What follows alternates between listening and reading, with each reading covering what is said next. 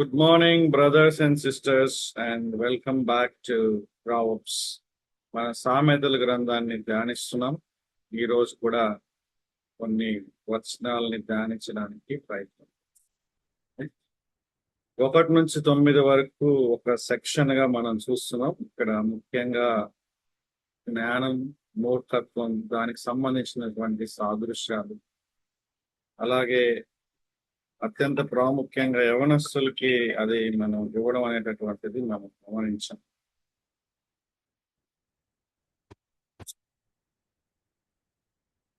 ప్రాథమికంగా యవనస్తులకు అయినప్పటికీ అది మనందరికీ కూడా వర్తిస్తుంది అనేటటువంటి విషయాలను మనం చూసుకోవచ్చు.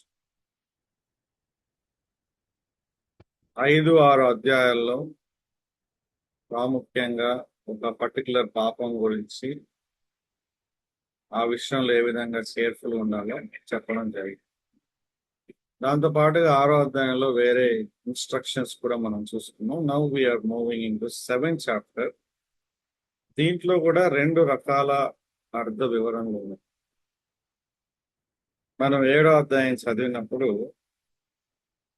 యవనస్తులకి సంబంధించినటువంటి ఒక పర్టికులర్ సిన్ విషయంలో ఎంత జాగ్రత్తగా ఉండాలో అనేటటువంటిది ఇక్కడ వివరించడం జరిగింది. దానికంటే ముందు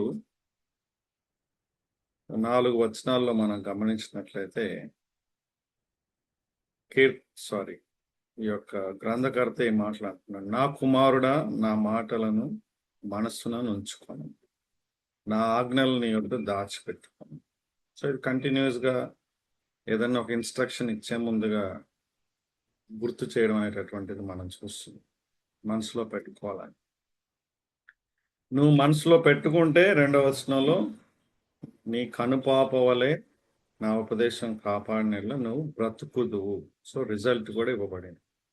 ఇక్కడ బ్రతకడం అంటే సరైనటువంటి విధంగా ఆత్మీయంగా జీవిస్తావు అనేటటువంటి పాయింట్ ఆఫ్ వ్యూలో మాట్లాడుతాం. అండ్ ఈవెన్ 3వ వచనంలో కూడా అదే పాయింట్ ని ఎంఫసైజ్ చేస్తాను. ఏంటంటే నీ వేళ్లకు వాటిని కట్టుకును, నీ హృదయం అన్న పలక మీద వాటిని రాస్తాం. ఓకే, సో ద్వితీయోపదేశ కాండంకి రీఇటరేషన్ గా మనకు కనిపిస్తుంది. దేవుడు అబ్రహాంకి, పిల్లలకి ఇచ్చినటువంటి ఇజ్రాయెల్ ప్రజల పురుషులందరూ కూడా ఇంట్లో ఉన్న నాయకులందరూ చేయాల్సినటువంటి పని. 4వ వచనంలో 4వ వచనం చదవండి ఎవరైనా.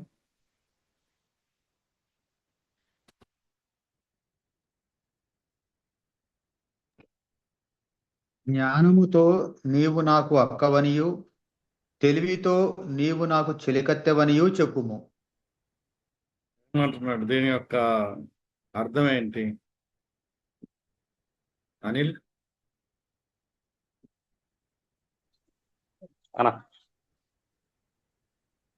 జ్ఞానంతో నీవు అక్కవనియు, తెలివితో నీవు చెలికత్తెవనియు అంటే ఒక స్త్రీని అక్క అని లేకుంటే చెల్లి అని పిలవాలని యొక్క వాక్యం చెప్తుందా? కాదన్న, చెలికత్తి అంటే చెల్లి కాదండి, ఫ్రెండ్ అని అర్థం. సరే, చెలికాడు అంటే చెలికత్తవని చెప్పుము అంటున్నాడు కదా, ఫ్రెండ్ అని చెప్పమంటున్నాడు కదా. ఎవరితో చెప్పమంటున్నాడు? ఇది జ్ఞానంతో చెప్పమంటున్నాడు. ఎట్లా చెప్తావు? చెప్పమని కాదు, క్లోజ్ రిలేషన్ గురించి మాట్లాడుతున్నాను. సో నేను ఒక దగ్గర ఒక మంచి థియాలజీ చదివినటువంటి ఒక వ్యక్తి బ్యాచిలర్ ఆఫ్ థియాలజీ చేసి ఈ యొక్క వచనాన్ని చూపించి నాకు ఈ విధంగా వివరిస్తున్నాడు. అంటే స్త్రీ యొక్క పాపంలో పడకుండా ఉండాలంటే వాళ్ళని నువ్వు అక్క అనాలి, అది నీ యొక్క జ్ఞానం. లేకుంటే తెలివితో, యాక్చువల్గా నువ్వు చెల్లి అని లేదు కదా ఇక్కడ, ఏదో చెప్పాడు సంథింగ్. సో వెరీ ఇంట్రెస్టింగ్ అనిపించింది. ఇప్పుడు అక్క, చెలికత్తె అనేటటువంటిది ఎవరితో చెప్పాలి ఇక్కడ? జ్ఞానంతో, తెలివితో. అంటే ఇప్పుడు జ్ఞానము తెలివి అనేటటువంటి రెండు కూడా పర్సోనిఫికేషన్ పాయింట్ ఆఫ్ వ్యూలో మనం చూస్తున్నాం. అవి ఒక వ్యక్తిలాగా మనకి సంబోధించడం అనేటటువంటిది ఇక్కడ గమనిస్తున్నాం. అంటే సింపుల్గా జ్ఞానాన్ని తెలివిని కలిగి ఉండాలి. ఏంటి ఈ జ్ఞానం ఈ తెలివి అనేటటువంటిది కూడా చూస్తే ఏం చెప్పవచ్చు బ్రదర్స్? 5 వచనాల్లో మనం గమనిస్తే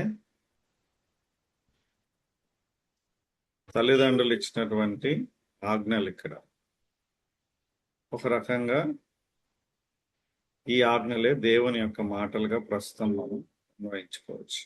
రైట్? సో ఇప్పుడు దీని యొక్క రిజల్ట్ ఏ విధంగా ఉంది అనేటటువంటిది మొత్తం 7 చాప్టర్ మనకు కనిపిస్తుంది. 3వ వచనంలో నువ్వు బ్రతుకుతావు అని చెప్పాడు కదా. ఎలా బ్రతుకుతావు, లేకుంటే ఇవి పాటించకపోతే ఎలా బ్రతుకు అనేటటువంటి పాయింట్ని ఇక్కడ మనం చూస్తాం. చూడండి ఏముందో నెక్స్ట్ వచనం 5వ వచనంలో మనం చూస్తే అవి ఏవి? నీవు జారస్త్రీ వద్దకు పోకుండాను ఇచ్చకములాడు పరస్త్రీకి లోబడకుండాను నిన్ను కాపాడు. తెలివి జ్ఞానం కలిగినటువంటి వ్యక్తులు ఈ విధమైనటువంటి విషయంలో కాపాడబడతారు. లోబడకుండా పరస్త్రీకి లోబడకుండా ఉండడానికి ఇది మనకి సహాయం చేస్తాయి, పోకుండా కూడా సహాయం చేస్తాయి.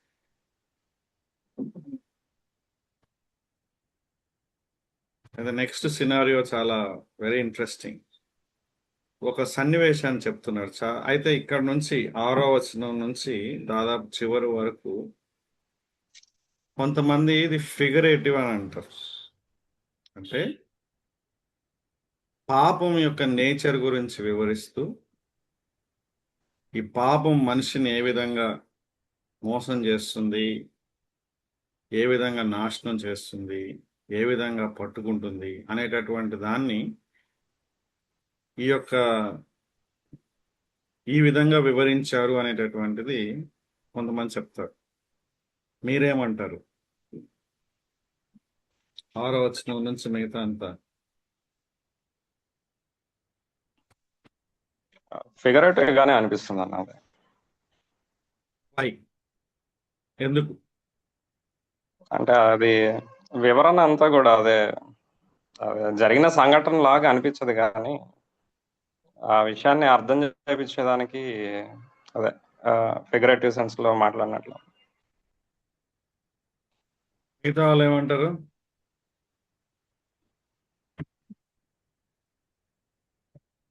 Any other thoughts brothers, sisters?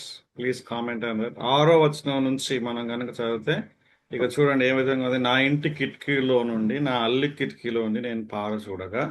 So maybe గ్రంథకర్త మాట్లాడుతుంది తన అనుభవాన్ని. జ్ఞానం లేని వారి మధ్యను యవనుల మధ్యను బుద్ధి లేని పడుచువాడు ఒకడు నాకు కనబడాను. అంటే జ్ఞానం లేని వారి మధ్య జ్ఞానం లేని పడుచువాడు నాకు కనిపించాడు. చాలా ఇంట్రెస్టింగ్ మాటలు. ఐఫ్ అని దానికి మనకి ఏంటి అనేటటువంటిది ఇక్కడ సినారియో ఇవ్వబడింది. ఏంటది? సంధ్య వేళ, పొద్దు గుంకిన తర్వాత, చిమ్మ చీకటి గల రాత్రి వేళ వాడు జారస్త్రీ సందు దగ్గరున్న వీధిలో తిరుగుచుండెను, దాని ఇంటి మార్గమును నడుచుండెను. అంతటా వేశ్యావేషం వేసుకున్న కపటం గల స్త్రీ ఒకత వాణిని ఎదుర్కొన వచ్చెను. అది బొబ్బలు పెట్టినది, స్వేచ్ఛగా తిరిగినది, దాని పాదం తాను ఇంక నిలవు.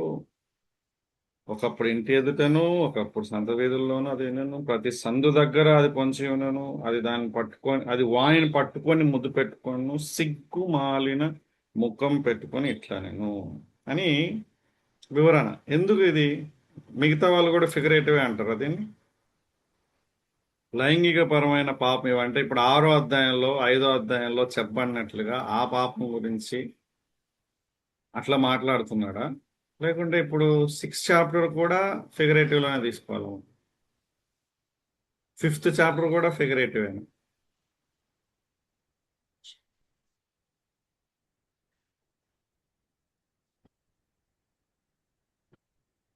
అయితే మీకు ఇంకొకటి కూడా చూస్తాం. 9th చాప్టర్లోకి వస్తే ఇలాంటి విషయాలు కనిపిస్తాయి. ఇక్కడ మనం చూస్తే చాలా ఇది వెరీ క్లియర్గా 9th చాప్టర్ అనేటటువంటిది ఫిగరేటివ్ సెన్స్లో మాట్లాడుతుంది.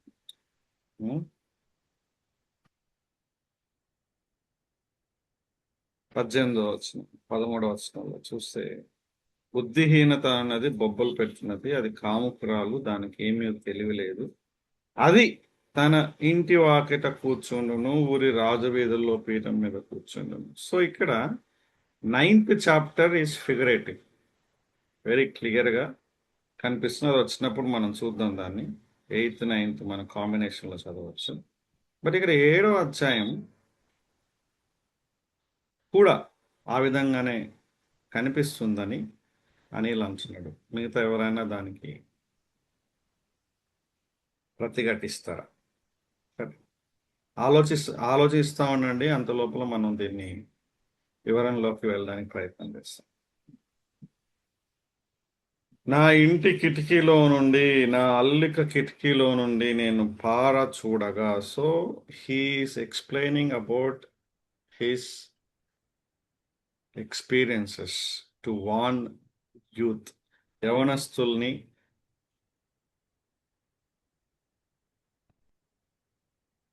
భద్రపరచడానికి, వాళ్ళు సరైనటువంటి ప్రాపర్ వేలో ఉండడానికి ఈ యొక్క సామెతలు రాయబడ్డాయనేటటువంటిది మనం చూసుకున్నాం. ఆయన ఒక అనుభవాన్ని చెప్తున్నాడు, ఒక సన్నివేశాన్ని వివరిస్తున్నాడు. ఏం జరిగింది అక్కడ? ఒక యవనస్తుడి గురించి, ఒక స్త్రీ గురించి మాట్లాడుతున్నాడు. ఈ యవనస్తుడు ఏం చేశాడు? బుద్ధి లేని పడుచువాడు అనేటటువంటిది ఈయన యొక్క బిరుదు.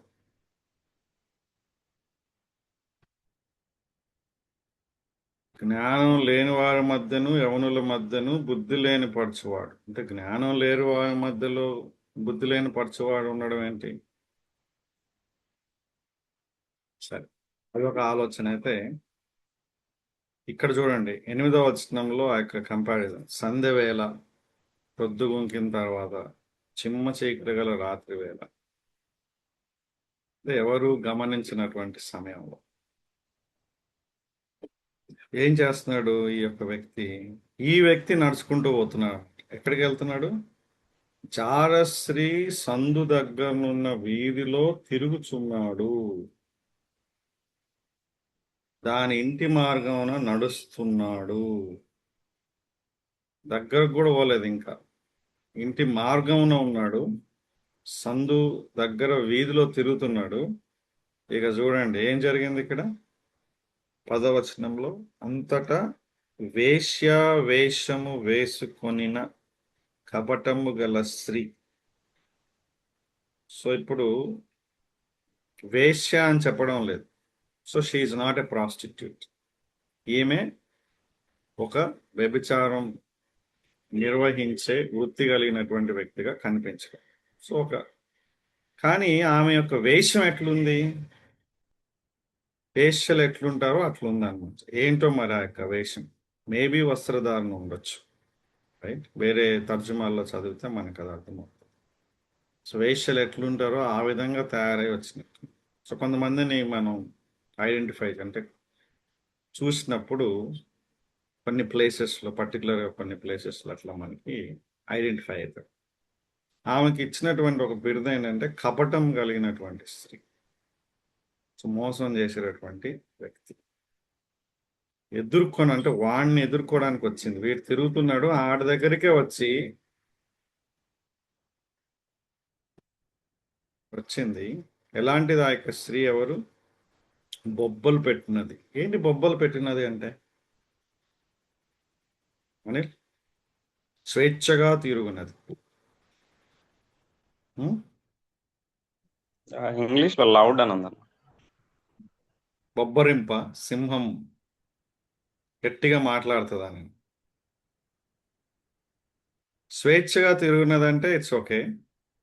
దాని పాదములు దాని ఇంట నిలవు. ఇంటి దగ్గర ఉండడం ఇష్టం ఉండదు అనమాట. ఏం చేస్తుంది? ఒకప్పుడు ఇంటి ఎదుటను, ఒకప్పుడు సంత వీధుల్లోనూ అది ఉండును. ప్రతి సందు దగ్గర అది పొంచి ఉండును.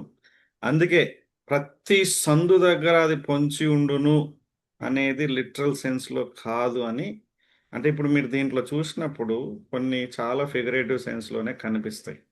ఎందుకంటే ఈ యొక్క స్త్రీ ఒక వ్యభిచారం కలిగిన స్త్రీ అయితే ప్రాబబ్లీ అట్లా చేయొచ్చు, కానీ ప్రతి సందు దగ్గర పొంచి ఉండును అంటే ఇట్స్ నాట్ లిటరల్. ఆమె ఇంట్లో నిలవదు అనేటటువంటిది అక్కడ మనం చూస్తున్నాం. స్వేచ్ఛగా తిరుగుతుంది, కానీ ఆమెకు ఆల్రెడీ పెళ్ళయింది. ఇక్కడ మనం చూస్తే దాని తర్వాత చూస్తాం 13వ వచనంలో చూస్తే అది వాణిని పట్టుకొని అనే మాట చాలా ఇంపార్టెంట్. కాట్, వలలో వల వేసి పక్షుల్ని ఎట్లా పట్టుకుంటారో సో అలాంటి సెన్స్లో ఇక్కడ వాడబడింది. ఏం చేస్తుంది, అది వాడిని పట్టుకొని ముద్దు పెట్టేసుకునిందంట.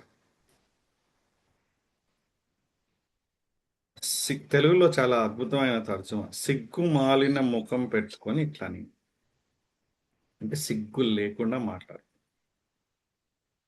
అబద్ధాలు కూడా ఎట్లా మాట్లాడుతుందో చూడండి. లేకుంటే ఈ మిగతా స్టెప్స్ అన్నీ కూడా మీరు మీ యొక్క బైబిల్లో ఐఫోన్ చూడొచ్చు. దాన్ని వాడిని పట్టుకునేసి ముద్దు పెట్టుకుంటే ఒక రకంగా వాడు ఇరుక్కోబోయాడు.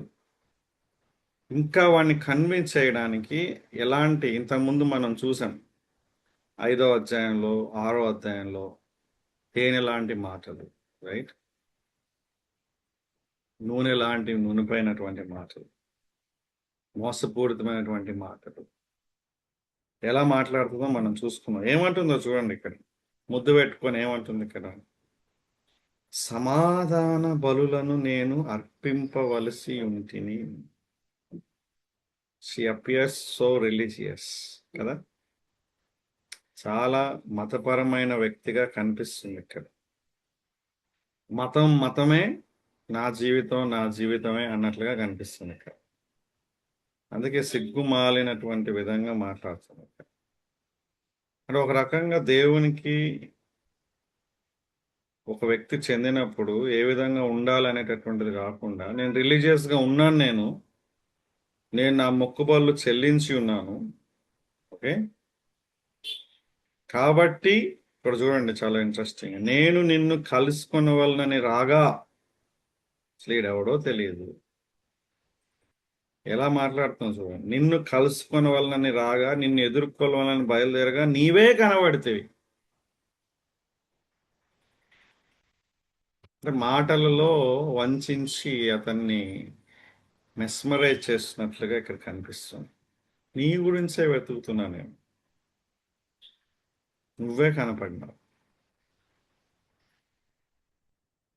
నా మంచం మీద రత్న కంబళ్ళను, ఐగుప్తు నుండి వచ్చి విచిత్ర పని గల నార దుప్పట్లను నేను పరిచి ఉన్నా. సో వీటిని బట్టి ఇట్స్ ఫిగరేటివ్ అంటారు. అంతగానో ఆమె రిచ్ ఉండొచ్చా అనేటటువంటి. నా పరుపు మీద బోలము, అగరు, కారపు చెక్క చల్లి ఉన్నాయి. ఉదయం వరకు వలపు తీరా తృప్తి పొందడం రమ్ము, పరస్పర మోహం చేత చాలా సంతుష్టి నొందడం రమ్ము. పురుషుడు ఇంటలేడు, భర్త అని చెప్పడం లేదు, పురుషుడు అంటుంది ఇక్కడ. No relationship. వివాహం అయి ఉండొచ్చు,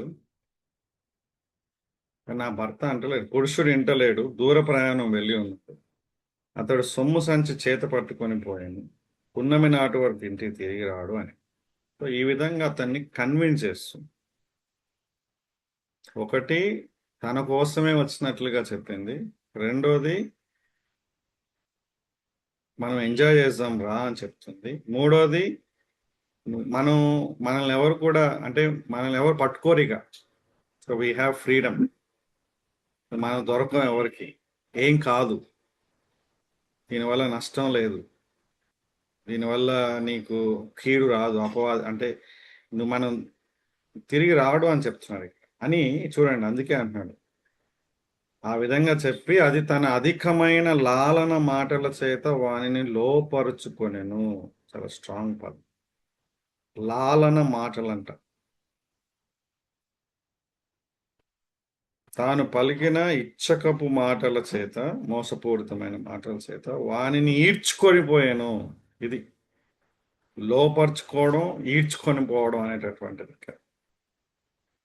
అందుకే మనోడు గురించి చూడండి డిస్క్రిప్షన్ ఎట్లుంది అంటే, మన అలా చేసేటటువంటి వాడు వెంటనే పశువు, యాక్చువల్ చెప్పాలంటే ఇక్కడ ఒక ఎద్దు, పశువు అంటే జనరల్గా ఇక్కడ సింపుల్గా రాశారు కానీ, ఒక ఎద్దు వదకు పోవునట్లును పరుల చేచిక్కిన వాడు సంఖ్యలోకి పోనట్లును తనకు హానికరమైనదని ఎరుగక, అండర్లైన్ దట్ వర్డ్, ఎరుగక. ఉరి యొద్దకు పక్షి త్వరపడునట్లును వాని గుండెను అంబు చీల్చు వరకు వాడు దాని వెంట పోయాను.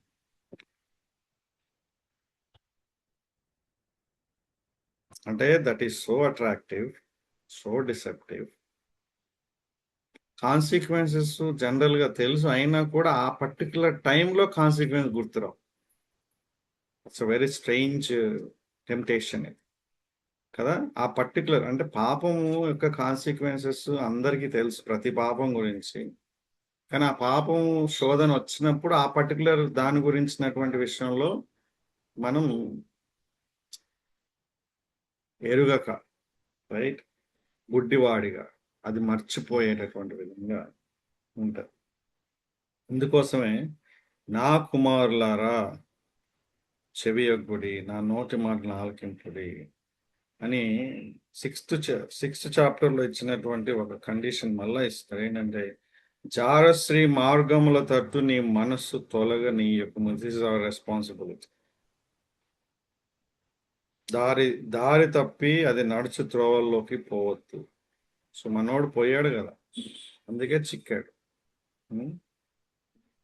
ఎందుకంటే అది గాయపరిచి పడద్రోసిన వారు అనేకులు, అది చంపిన వారు లెక్కలేనంత. సో దీన్ని బట్టి కూడా ఫిగరేటివ్ అంటారు యాక్చువల్. దాని ఇల్లు పాతాళంనకు పో మార్గం, ఆ మార్గం మరణశాలలకు దిగిపోవు.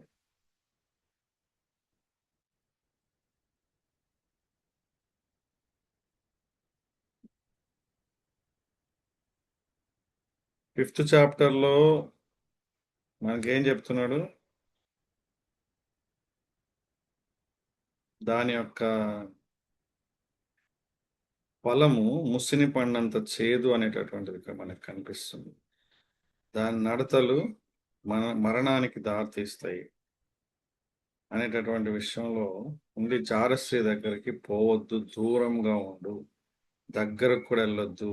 వెళ్తే నీ యొక్క బలం అంతా పోతుంది, నీ శరీరం క్షీణించిపోతుంది, అప్పుడు నువ్వు బాధపడి మదనపడి ప్రయోజనం లేదు అనేటటువంటిది చెప్తున్నాడు. అలాగే 6th చాప్టర్లో కూడా మనం చూస్తే మరలా ఈ యొక్క విషయాన్ని మాట్లాడుతుంది. 6th చాప్టర్లో ఎంఫసిస్ దేని గురించి?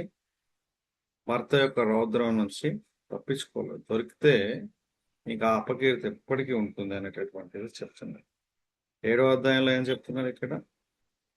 నువ్వు చిక్కుపడిపోతే ఒక రకంగా నువ్వు మరణిస్తావు అనేటటువంటి మాట ఉంది. అంటే నీ యొక్క కాన్సిక్వెన్సెస్ తెలియకుండానే దాంట్లో వెళ్ళిపోతావు. కాబట్టి నువ్వు దయచేసి ఈ విషయంలో కొంచెం స్ట్రాంగ్గా ఉండాలి, నువ్వు నిర్ణయం తీసుకోవాలి, ఆ ఛాయలకు కూడా వెళ్ళొద్దు.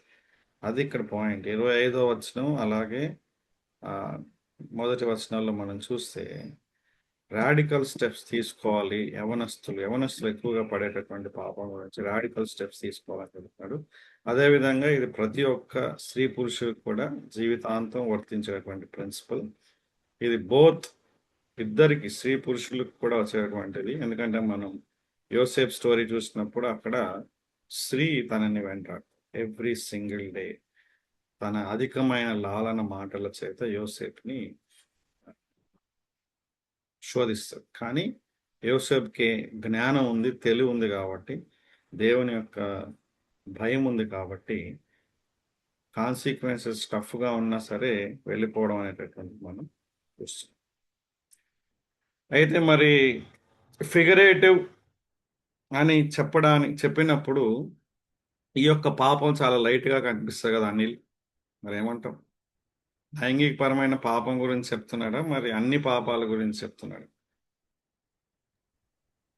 లైంగికపరమైన పాపం గురించి అదే.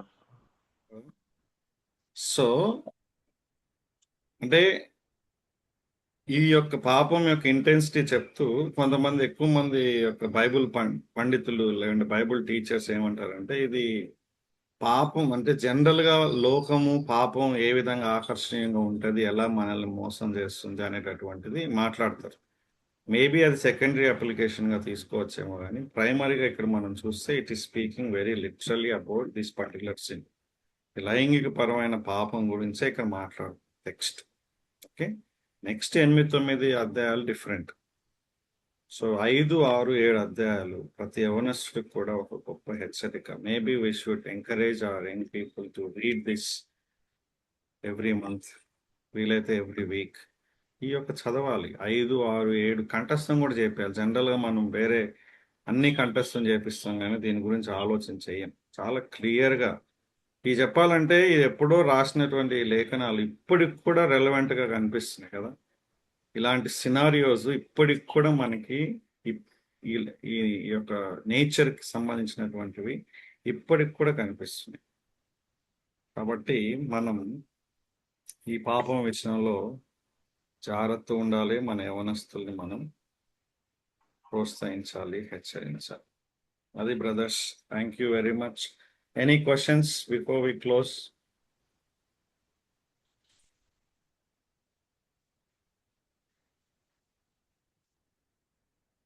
ఇంతకీ ఇది ఫిగరేటివ్ లాంగ్వేజ్ అయినా అన్నా లేకపోతే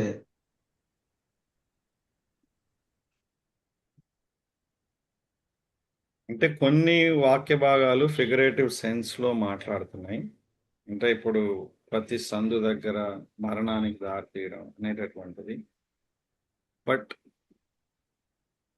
లైంగిక పరమైన పాపం అనేటటువంటిది అక్షరార్థంగానే ఆ పాపం గురించే మాట్లాడుతుంది. అయితే ఇక్కడ నేను ఫిగరేటివ్ అన్నప్పుడు లైంగిక పరమైన పాపం కాదు, అన్ని పాపాల గురించి ఆ పాపం యొక్క నేచర్ని ఎక్స్ప్లెయిన్ చేయడానికి ఈ పాపం గురించి చెప్పారు అనేటటువంటిది ఒక ఉదాహరణ అంతే. సో నేను దాన్ని రిజెక్ట్ చేస్తున్నా, సెకండరీగా తీసుకుంటున్నాను. ప్రాథమికంగా ఇది ఈ పర్టికులర్ పాపం గురించే మాట్లాడారు. బట్ ప్రతి పాపం యొక్క నేచర్ అదే ఉంటుంది, కానీ దీని అంత ఇంటెన్సిటీ ఉండకపోవచ్చు.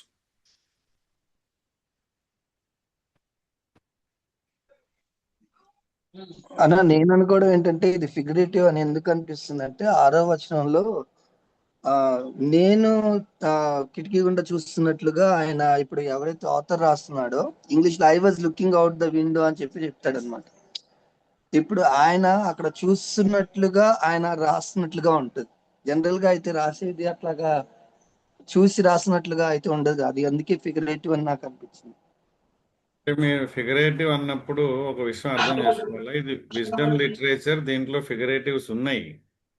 కొన్ని వచ్చిన భాగాల్లో ఫిగరేటివ్ ఉంది. ఇప్పుడు లైంగిక పరమైన పాపం కూడా ఫిగరేటివ్ అంటున్నారు ఇక్కడ. అది డిస్కషన్ ఇక్కడ.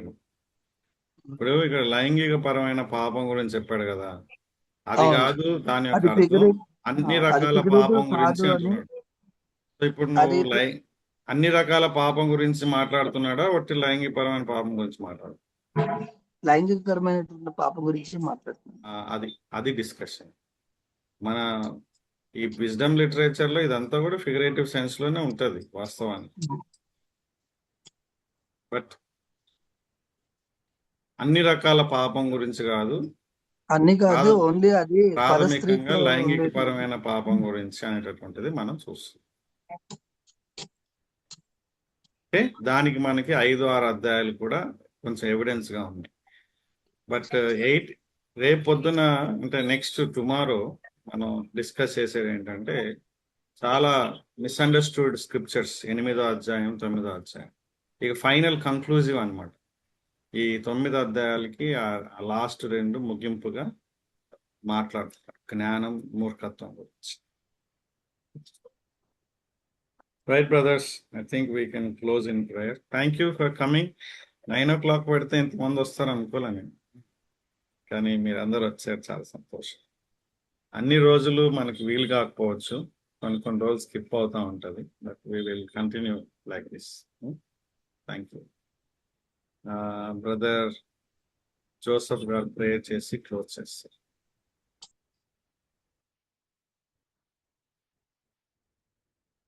పరిశుద్ధుడా, పరలోకమందున్న మా తండ్రి, మా ప్రభువ, మా దేవ, ఈరోజు ఈ ఉదయకాల సమయం ముందు నా ప్రభువ తండ్రి, మేము లైంగిక పాపం గురించి నా ప్రభువ తండ్రి 7వ అధ్యాయంలో నాయన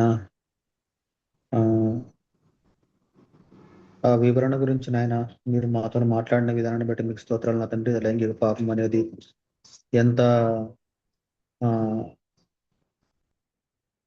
మాకు తెలియకుండానే మేము దానిలో పడిపోయేంత ఇదిగా నాయన ఆ పాపం మమ్మల్ని తీసుకెళ్తుందని, ఆ పాపంలో పడిన వారి పరిస్థితి ఎలా ఉంటుందో కూడా నాయన మీరు వివరించి ఉన్నారు నా ప్రభువా తండ్రి. నాయన మీరు పరిశుద్ధులైన ప్రకారం మేము కూడా పరిశుద్ధులుగా ఉండటానికి నాయన కృప చూపించండి. అటువంటి పాపాల జోలికి పోకుండా నాయన మేము నేర్చుకున్న విధానాన్ని బట్టి నాయన ఇటువంటి పరిస్థితులు మాకు ఎదురైనప్పుడు నాయన తెలివిగా మేము నాయన తండ్రి జ్ఞాపకం చేసుకొని నా ప్రభువా తండ్రి మేము తప్పించుకోవడానికి నాయన ఆ పాపం నుండి దూరం కావడానికి నాయన తద్వారా మీకు దగ్గరగా కావడానికి నా ప్రభువా మాకెంతో సహాయకరంగా నాయన ఆ ఈ వాక్యం మాకు చెప్తా ఉన్నది నా ప్రభువా తండ్రి. దేవా మేము అందరం కూడా నాయన ఇటువంటి విషయాలను ఆయన తేలిగ్గా తీసివేయకుండా నా ప్రభా నాయన గ్రహించుకొని నా ప్రభా జాగ్రత్తగా నాయన మీ బిడ్డలుగా నాయన మిమ్మల్ని మహిమపరిచే నా ప్రభా ప్రవర్తన కలిగి ఉండడానికి కృప చూపించమని, మీరే మహిమ పొందమని మా ప్రభువును రక్షకుడైన యేసునామం అడుగుచున్నాను తండ్రి. ఆమేన్.